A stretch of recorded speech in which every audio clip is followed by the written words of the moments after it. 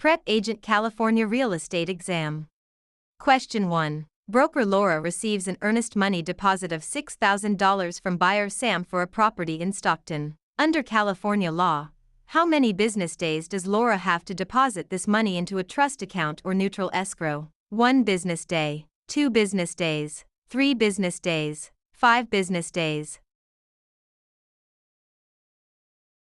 California real estate law requires a broker to deposit trust funds, like earnest money, into a trust account, neutral escrow, or hand them to the principal within 3 business days of receipt. Question 2. Laura is a newly licensed real estate salesperson in California. To renew their license after the first 4-year term, how many hours of approved continuing education must Laura complete? 15 hours, 30 hours, 45 hours, 50 hours. All real estate licensees in California must complete 45 hours of approved continuing education every 4 years to renew their license.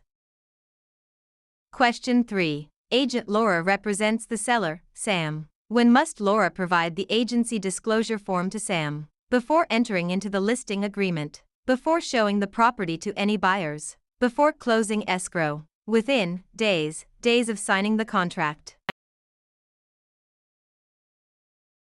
The listing agent must deliver the agency disclosure form to the seller before entering into the listing agreement.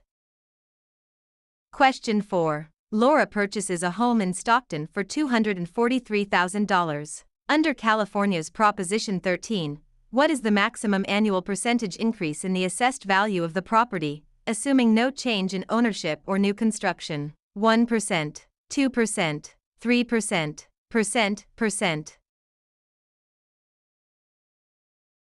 Proposition 13 limits the annual increase of the assessed value of real property to a maximum of 2% per year, unless there is a change in ownership or new construction. Question 5. Broker Laura hires an unlicensed assistant, Sam. Which of the following tasks can Sam legally perform? Show a vacant property to a prospective buyer. Answer questions regarding the terms of a residential lease. Type up and file real estate documents and coordinate days, appointments. Negotiate the price with a buyer's agent. Unlicensed assistants can perform clerical duties, such as typing, filing, and scheduling appointments, but cannot perform acts that require a real estate license, like showing properties or negotiating. Question 6. Laura wants to claim adverse possession of a vacant lot in Stockton owned by Sam. In California, one of the requirements is that Laura must occupy the land continuously and pay property taxes for a minimum of how many years? 3 years, 5 years, 7 years, 10 years. In California, adverse possession requires open, notorious, continuous, and hostile possession under a claim of right or color of title, plus payment of property taxes, for a period of 5 years. Question 7. Contractor Laura completes a remodeling job on Sam's home in Stockton but is not paid the $6,000 owed. If Laura wishes to file a mechanic's lien, they must have served a preliminary notice within how many days of starting work? 10 days, 15 days, 20 days, 30 days.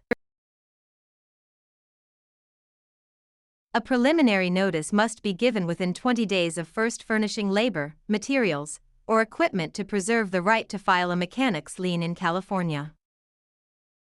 Question 8. Broker Laura takes an exclusive right to sell listing from Sam for a property in Stockton. The property sells for $243,000. Laura retains all records of this transaction. Under the California Business and Professions Code, how long must Laura keep these records? 1 year, 3 years, 5 years, 7 years.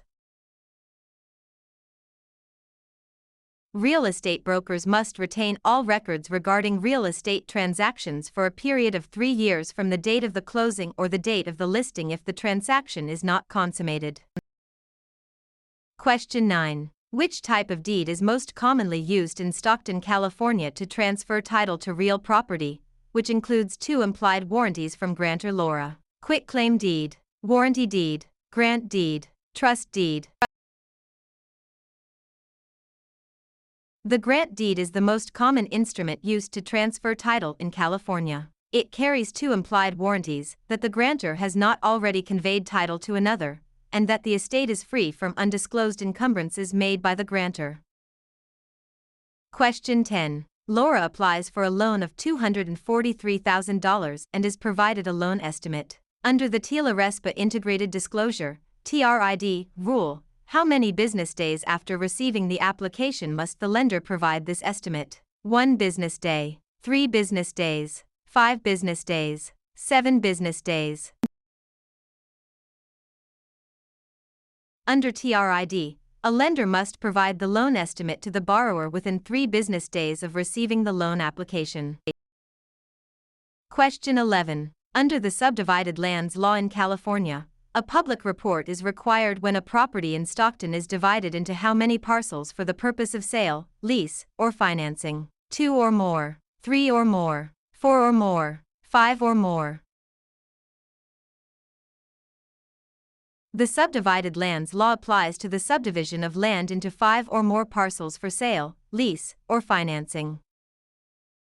Question 12. Laura is a broker who mixes their personal funds of $6,000 with their clients' trust funds. This illegal practice is known as conversion, commingling, steering, redlining.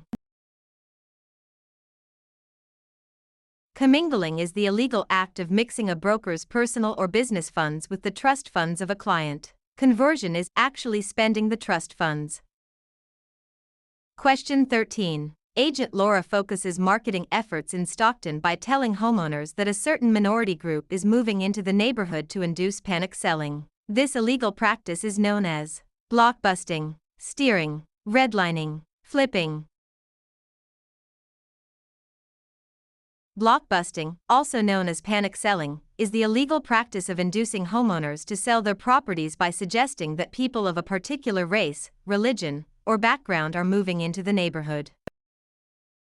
Question 14. If Laura obtains an easement by prescription over Sam's land in Stockton, Laura must have used the property hostilely, openly, continuously, and notoriously for a period of at least 1 year, 3 years, 5 years, 10 years.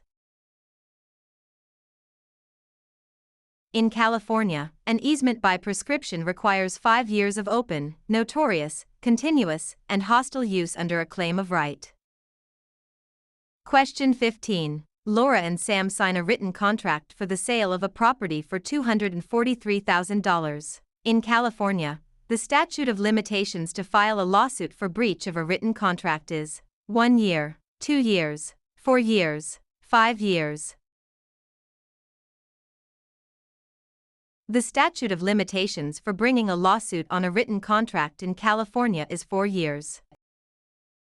Question 16. When calculating the property tax on Laura's home in Stockton, the county tax assessor uses the property's market value, assessed value, appraised value, replacement cost. Property taxes are based on the assessed value of the property, not the current market value or appraised value. Question 17. To create a valid joint tenancy between Laura and Sam for a property in Stockton, which 4 unities are required? Time, title, interest, possession. Time, title, consent, payment. Agreement, consideration, title, possession. Interest, possession, funding, signature. The 4 unities required to create a joint tenancy are time, title, interest, and possession, often remembered by the acronym TTIP. Question 18. Broker Laura holds an open listing on Sam's property in Stockton. Laura will only earn a $6,000 commission if they are the first to show the property, the procuring cause of the sale, the listing broker of record on the MLS, able to hold days, open houses. In an open listing, the broker only earns a commission if they are the procuring cause of the sale, the one who brings the willing and able buyer. Question 19. Laura executes a deed conveying property to Sam. For the deed to be valid in California, it must contain all of the following except a granting clause, the signature of the grantor, N1, the signature of the grantee, N2, An adequate description of the property.